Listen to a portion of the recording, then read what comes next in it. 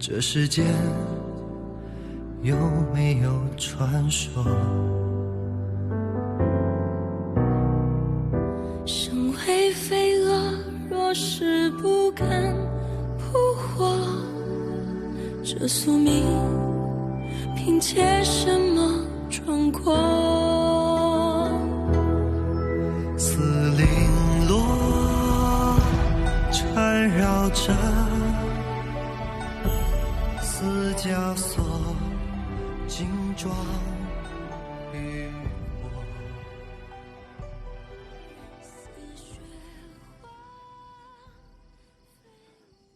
皇上，恕臣多嘴。您在皇后娘娘身边守了这么些天，也该好好休息休息了，不然身体会吃不消的。皇后娘娘为什么还不醒？回皇上，皇后娘娘因为旅途劳顿，多日未眠，再加上她从未受过这般劳苦，所以需要睡上几日才可清醒。都先下去吧。是。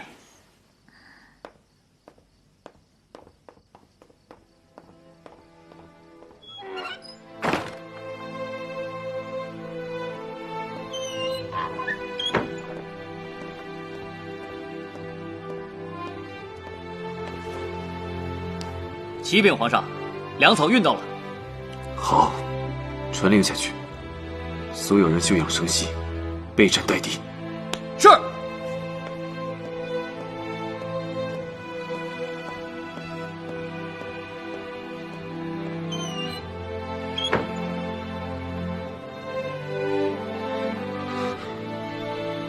你醒了。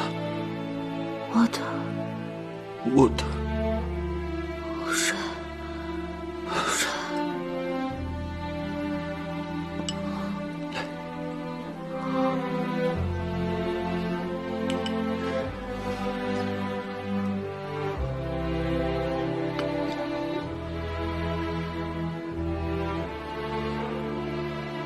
你为什么要骗我？才刚醒来，就不要浪费力气说话了。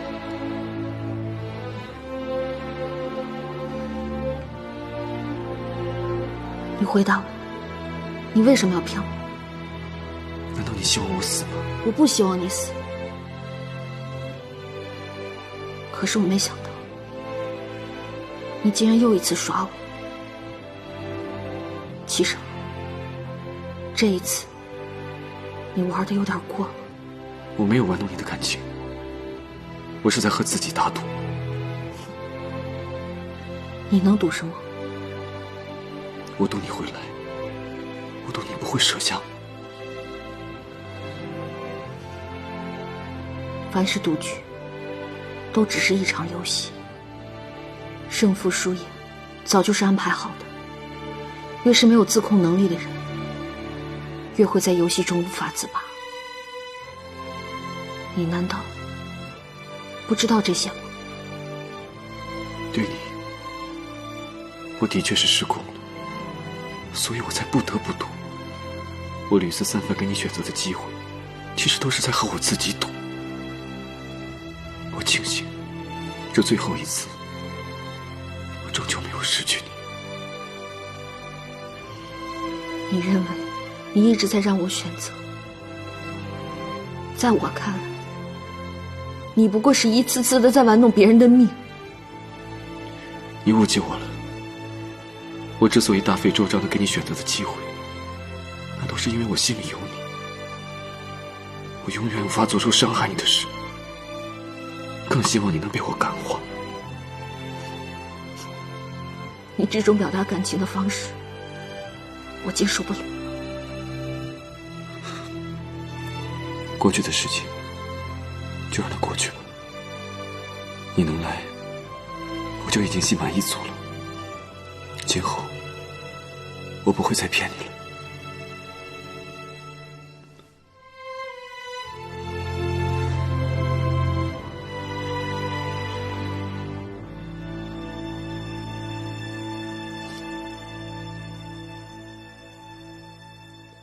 杨将军，请。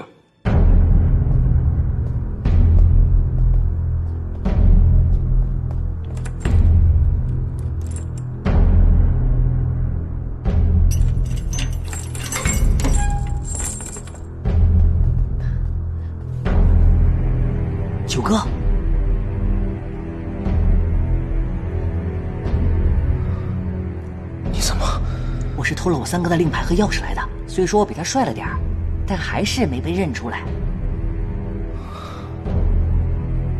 杨言，不想连累你们，你快走吧。哎呀，九哥，我办事儿你放心，是不会露出马脚来的。哎呀，九哥，都这个时候了，别思前想后了，快跟他换了衣服。九王殿下，您之前对卑职的大恩，卑职今日就是来报恩了。九哥，他知道怎么脱身，难道您就不想见到皇后娘娘了吗？九哥，时间紧迫，抓紧时间。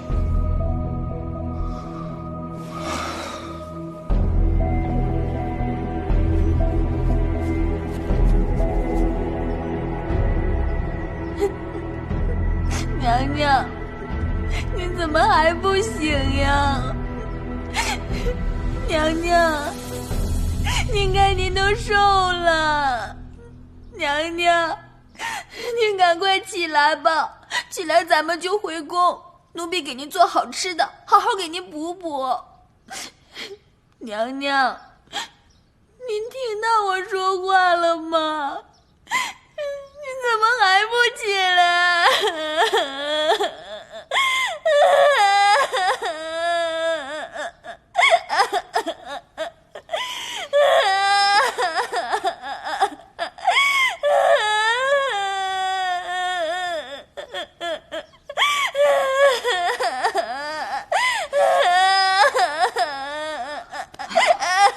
丽离，哭什么呀？我还没死呢。娘娘，娘娘，您可算醒了。奴婢就在您身边坐着，看着您，您这都瘦了一圈了，奴婢心疼。您说，你什么时候受过这样的苦啊？这一路上跟着我受苦了，本来看不到你我还挺担心的，现在看到你，我也就放心了。奴婢和那2个侍卫早就到了，您被皇上带回军营后，就一直昏迷着，直到大军搬进了平宁城，奴婢就一直在您身边候着。咱们现在在平宁城？对啊，娘娘。昨天你醒来之后，跟皇上说完话又睡着了，奴婢看您实在太累了，就没忍心叫您。一提到齐胜，我就一脑门子官司。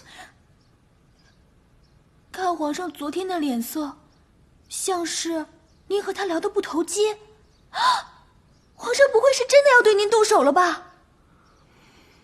现在看来，他应该不会对我做什么了。但是什么？娘娘，您可别吓我。他向我表了钟情，但是我还没有办法面对这份情感。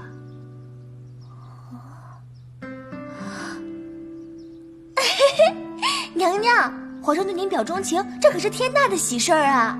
什么喜事儿啊？皇上是什么样的人，你不清楚啊？他曾经对我好过，也曾经想要过我的命，我的喜怒哀乐，甚至我的生死，都被他掌控着。我不敢接受一个这样的人。娘娘，皇上现在忙着战事，您又不辞劳苦的来了，就别再跟他置气了。我也没什么可置气的，只是我明白了他对我的心，我反而不知道该怎么面对他了。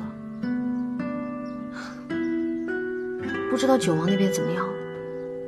唉，娘娘，您说男女之间的事儿，怎么都这么麻烦呢？